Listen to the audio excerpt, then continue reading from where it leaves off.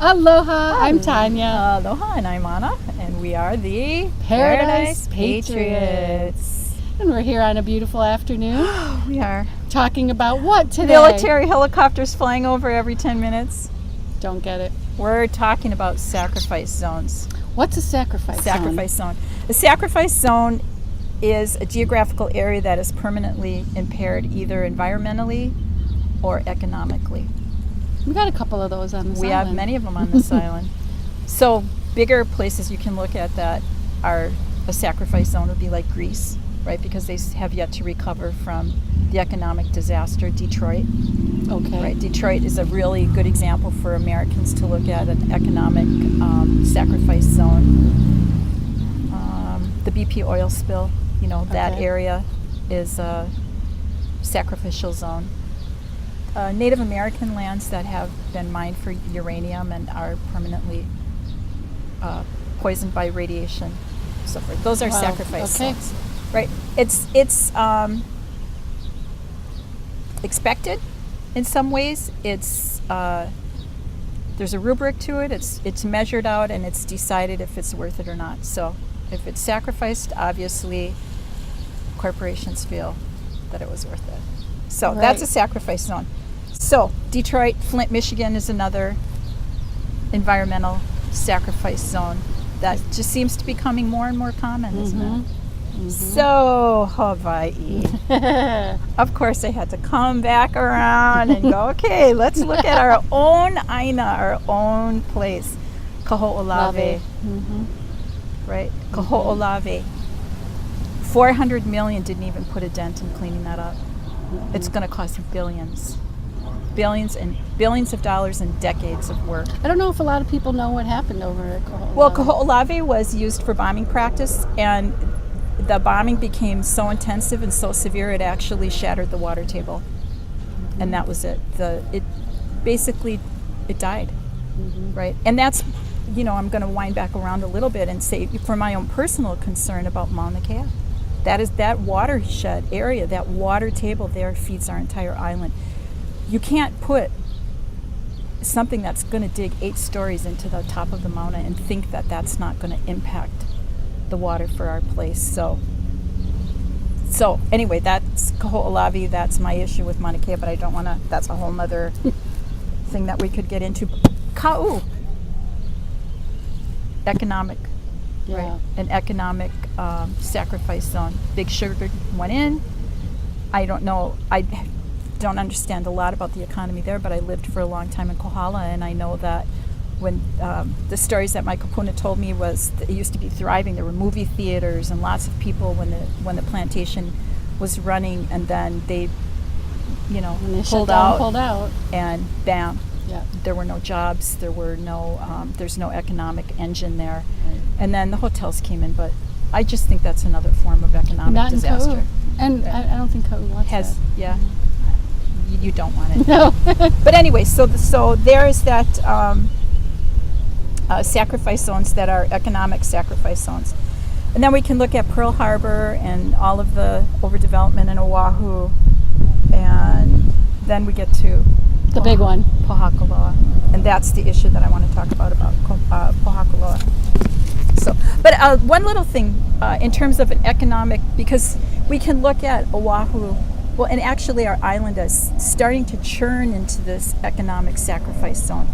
I don't know if you saw that there was this little article that talked about rent in Hawaii and how much you had to make an hour to be able to afford an affordable either apartment or home. You would have to make $35.20 an hour to afford an affordable home in Oahu.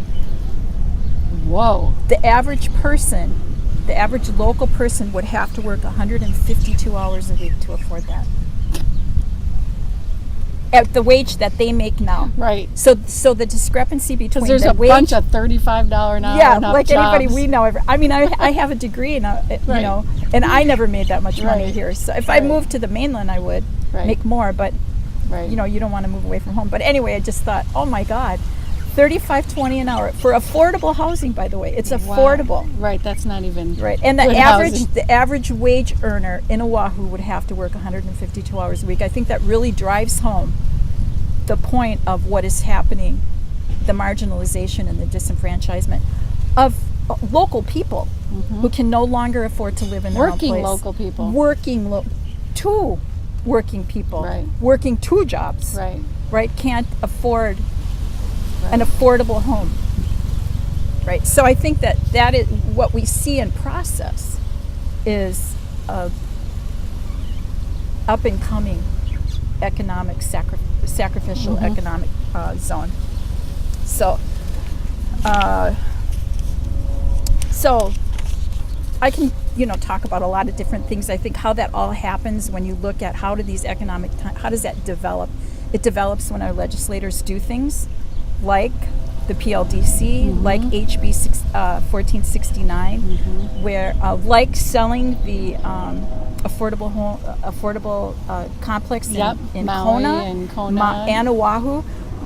We already can't sell off the affordable homes. Sell it all off, sell it to the highest bidder. Yep. Sell our resources, sell our water to water, bottling companies, sell our egg lands, or lease our egg lands Not out. okay. Yep. All of that is what exacerbates and what creates a sacrificial. Because there's not a long-term vision. There's one vision. Money. Right. No, there's no food. Even the ability to feed ourselves is sold off. Right. Our sacred sites are sold off. So I think when we look at what's happening, we can see how that, and we should be careful. We should look at where we are in the process of that and start to reel it back and dial it down. When you can frame it and you can understand what's happening and you can see that there's a structure to it and there's an intention, there's an intention to it, and there's a pattern to how that happens. There's a way that we can start to turn this around for ourselves. So all of that said, we have one other thing happening, and then I'm going to get to Pohakaloa, but this was something that people can watch because there's this missile defense system that they want to put up in Kauai. And I was listening to a little bit of the Arms Committee talking. I think his name was Hunter, and he was talking to this admiral who they're looking at 6 or 7 sites. But Kauai is one of the places that they want to put this missile defense thing up. And the Hunter says to him, this guy that's on the defense committee who's done time in Iraq and Afghanistan, bless his soul, but he said, well, if you have a 5-year time frame, do you have to do an EIS? And he said, oh yeah, we have to do an EIS. He said, well, aren't you a little kind of behind the 8 ball if you got to do an EIS and you got to get this thing up by whenever it was 2020 or whatever? And he said, yeah, we do. He said, well, can you go around it? They were talking about this openly. Can you go around it? And the admiral said, yes, we can. We can go around it with an EA because we can claim it's for the national security, the security of the nation. So they were openly talking about circumventing doing an EIS on installing this missile defense system. Well, that's why they want us to think the whole world's out to get us. It's like, wow, you just say that you're that brazen that you just say it open. They were being filmed on C-SPAN. Like, wow, all right. So just FYI, Kauai, you're not going to get an EIS unless you make some noise. There should never, I don't know. You should never compromise the environment like that, because that's national security as well, long term. Yeah, and if you knew that, then why didn't you do an EIS when you were supposed to?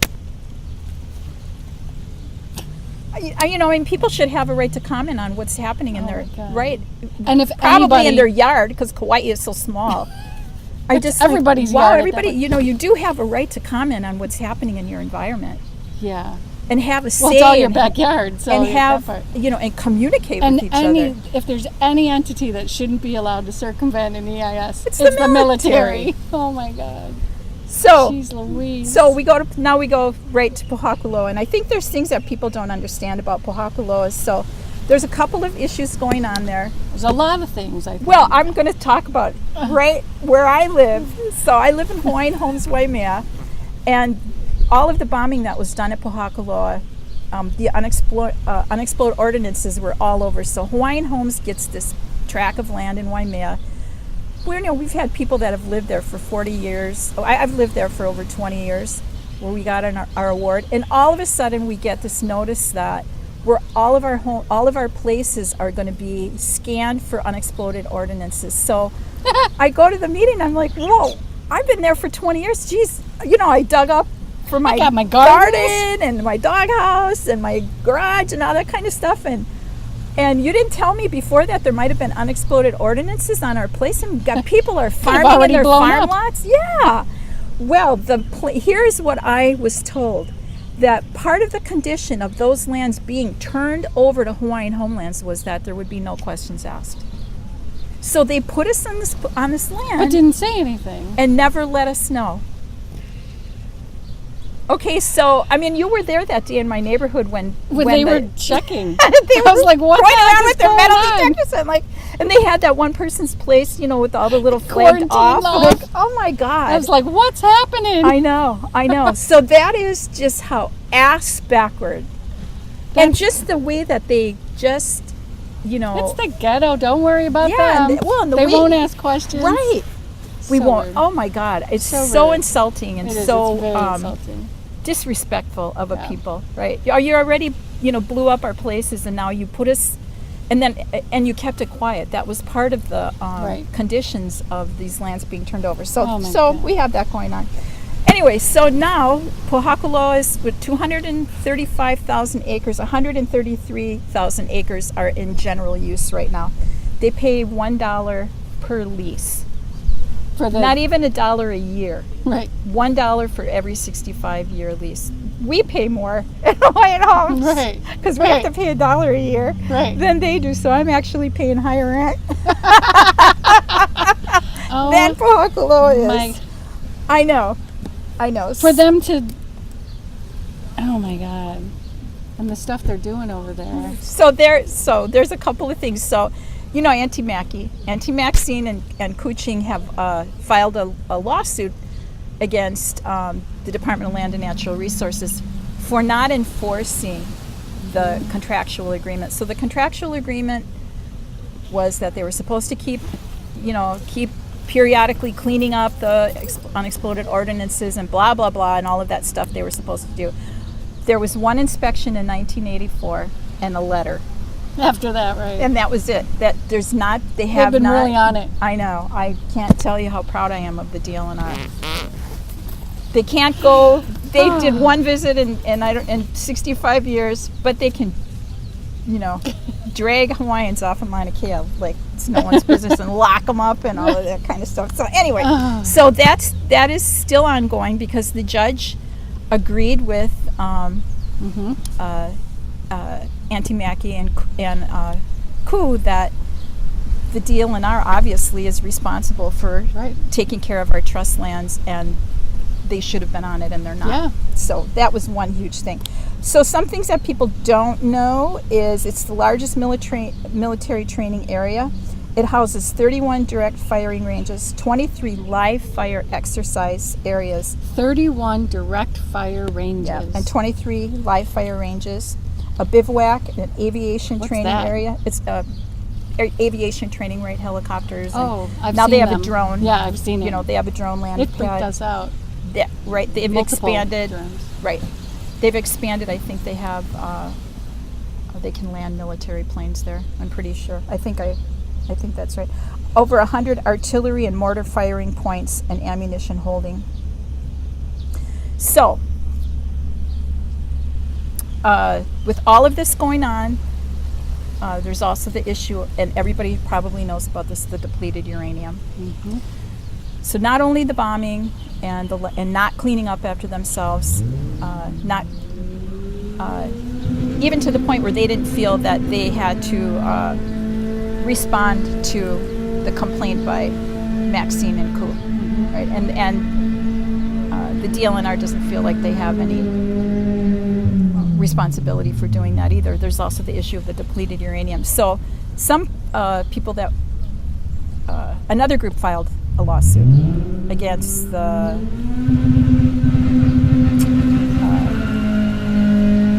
National Nuclear Commission, right? Because for years they've been trying to get a reading on the depleted uranium. They've been trying to get a study.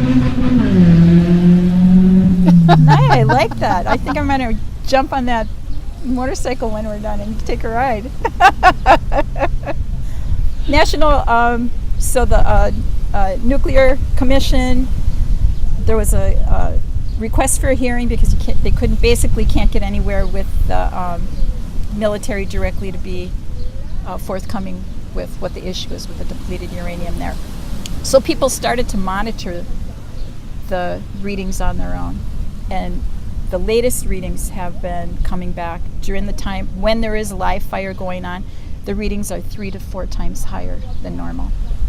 Whoa, of course. So the request for a hearing, since they couldn't get anywhere with the military, was for this commission to come to allow them a hearing.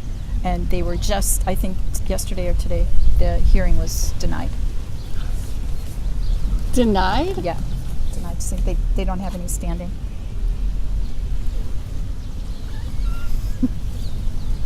What? Yeah. What is going to have to happen to bring this all to a head? So the solution is that their lease is up in 2029. Oh, that's kind of soon. Yep. So if our island could get it together and come forward as one voice and say that we don't have to kick them out of there, but they have to stop the live firing, and they got to clean up. They got to clean up. They've got to clean that up. They can't. I mean, you look at everywhere they go. That's obviously. We've lived in our community for 40 years, and they didn't bother to clean that up. They covered it up. When you look at what's happening in Oahu, I think where they were digging a new playground at a school, I think it was somewhere in Aiea, they were putting in a new playground, and there was all this military waste that had been buried, right? The Navy had buried all this military waste. So it's just an island. They're not very good neighbors or visitors. They're not even They're not neighbors, good visitors, guests, that's right? for sure. So 2029, the lease is up. If there's enough noise, I think if our island could come together as a community. When does that lease start getting renegotiated? They're starting already to talk about Okay. it. So we would need to be mobilized and on it. And then the other thing is that the ceded land. I don't know. They should have to pay a lot more money too. Well, that's just ridiculous. They're going to stay there. And I don't really want to get into that element of it because then, right? Because then it becomes about Mauna Kea. money. No, right. but then it comes about money. I Yeah, it understand. really does. But that's something that should change because they're definitely degrading the area. Right. And that starts to be. I understand, some of the point of that, but then when money comes into it, then it starts to be really divisive. Like with Mauna Kea, and the lease. About the amount of money that was going to be coming. Yeah. Not only that, but then the Office of Hawaiian Affairs got in on it because of the ceded land trust, right? I don't know what the percentage is that the Office of Hawaiian Affairs gets a percentage of any ceded land revenue. So then they got in on it because they were going to raise the rent on the ceded land part of it, and then they started to. It just gets really divisive. The conversation. Totally, and it really gives the. The element that you want to stop from doing the damage, it gives them a bargaining chip. Right. Because then they can start to buy people off. So it becomes problematic when it starts to get into that. There's no amount of money right. they could ever pay to ever do what they do there. No, they're killing the land. It's terrible. Mm-hmm. Yeah. And then the issue with the depleted uranium. Not only obviously is it not good for our community, but if you ever see those young boys that are up there, they're like children. I mean, I just saw some boys the other day at the store. He had braces.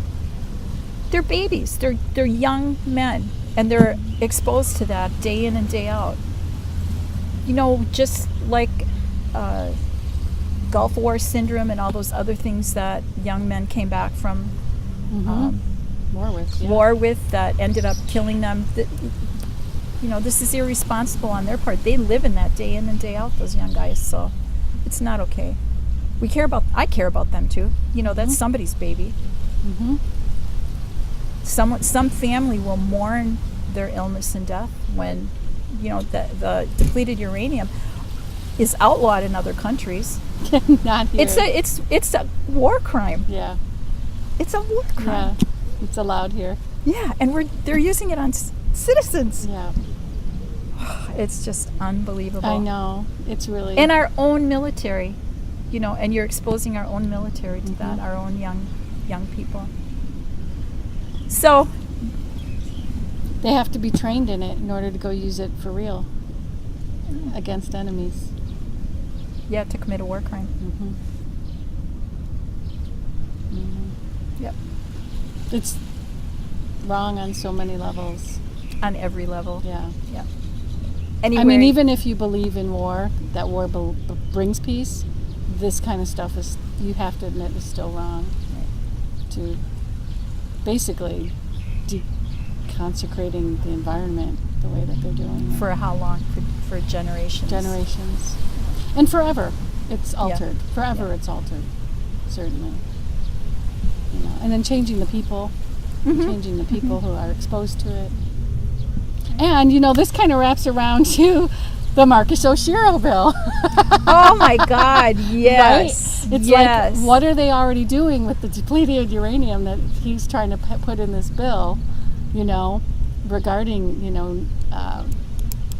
the use of nuclear contaminants, they're probably already disposing of it or something in some way. Yeah. And now they're trying to cover their tracks because now there's more lawsuits coming, and I don't know, it's just all fishy to me. And it does. It kind of, when you look at it, it's like these pieces start to appear, these puzzle pieces start to appear, and you're like, whoa, wait a minute, this is starting to fit here. Well, because for years, I really only here. looked at certain kinds of bills, right? So you're not looking at it systemically, right, at the bills that are being passed. You're like, okay, I'm interested in the dog rescue, dog laws. I'm interested in healthcare. I'm interested in how they're using the certain taxes. You know what I mean? But you're not looking at the bigger picture of how all of these things fit together. And when you start looking at it, it's fascinating on one level. Yeah. And then on another level, you realize how organized and orchestrated everything really is. And it's even interesting when you look at the person who was, at the time that the DLNR, the Board of Land and Natural Resources, the Department of Land and Natural Resources, were confronted with this lawsuit. It was Ayala. He was the head of the DLNR, and now he's the deputy director for Hawaiian Homeland. So it's just, even those things, like, okay, Parsons is outside my door. You were over there when that all happened, and you didn't keep track of it, and now you're over here. And, there were some points of when, I know, well, and then they were talking about, we might have to evacuate, and we might have to remove people and all of that. And I was like, I'm not leaving my house. Right. I'm sorry. And you're not coming on my property, because if that thing was going to blow up, I'd be dead already, because I dug up my entire acre. Right. So hit it. Right. I just, wow. But people were actually grateful. I'm like, you're grateful for after, it had to be at least 40 years that they kept this covered up. Right. I'm like, if I could find that guy, I'd give him a couple cracks. Oh, man. But you just look at how they moved around too, and where they were irresponsible, and how did you end up being that irresponsible in that position when that you capacity. and now you're over here. Yep. He should have been banned from the right. You know what? In the old days, where that guy would have ended up. That's not what happens with bureaucrats. Rock around your neck and bam, over the edge of the canoe you go. Anyway, not anymore. No, I know. Well, bring back the.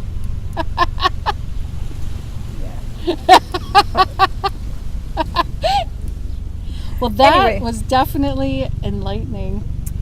Yep. So we're gonna put the Malu Aina is the contact person. Malu Jim Albertini. Aina. Yeah, Jim Albertini is the one that's really on this, as we all know. this has been something that he's felt really strongly about. And then we'll have some other sources too. Demilitarize Hawaii had some good information, Okay. not only about the military here, but just in general. The military across the state. We're not the only ones that have bombing. Obviously, Makua has been bombed for a long time in Waikani, so it's a big issue. The military is definitely. I don't know why our Hawaii legislators allow this any longer. Like Money. I get there's got to be Well, other ways, yeah. or find other ways of creating revenue sources, but I don't know, lack of creativity, lack of creative thought, lack of this is the easy way out. It's already here. Just let them keep doing what they're doing. Right. Let them expand. They'll give us more money, even though it's clearly not even close to what it should be for them. Destroying the land. But I just don't understand why they stand for it. I mean, it's disgusting